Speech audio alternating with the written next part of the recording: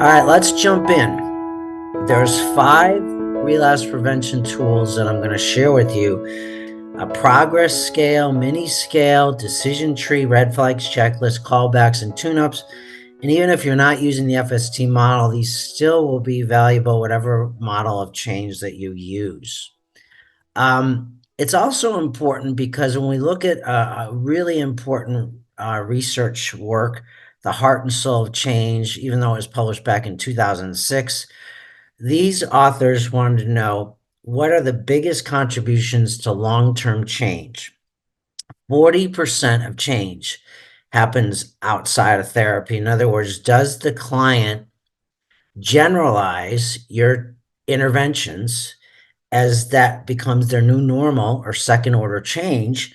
And is there a stickiness factor that even a year after treatment, are they not recidivating or relapsing?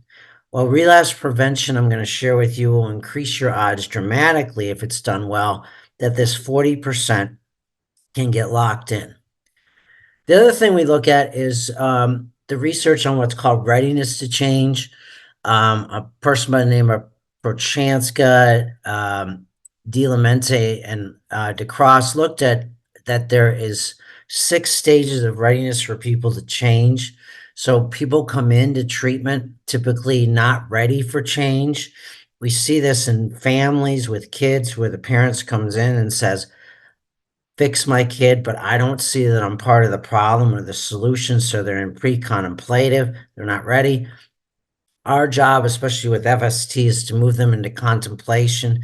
We have a technique called the motivational interview, where we get people to at least say, the caregivers, I'm not ready necessarily, but I'm getting ready. I acknowledge that maybe I need to move from fix my kid to I'm actually part of the solution. And then what FST does is we have what's called trauma playbooks. I'm going to share 1 or 2 with you today through the case study with Dexter. Troubleshooting and do a lot of dress rehearsals, get them ready for change. And then there's an action where they execute the intervention and the person or family tries to actually change the problem that they're there, whether it's depression, whether it's disrespect, whether it's self-harm.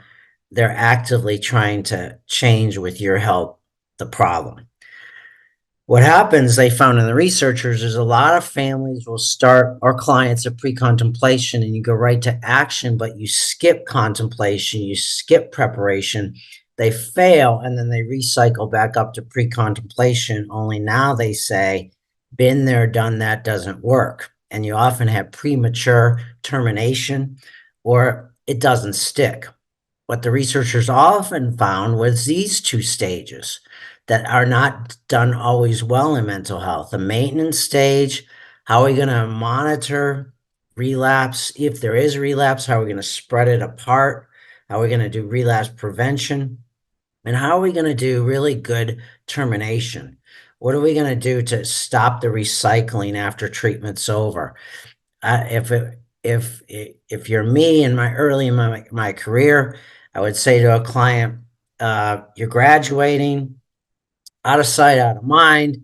No news was good news, but a lot of times clients would call me back and I would say to them, why didn't you call me earlier before things are now out of whack?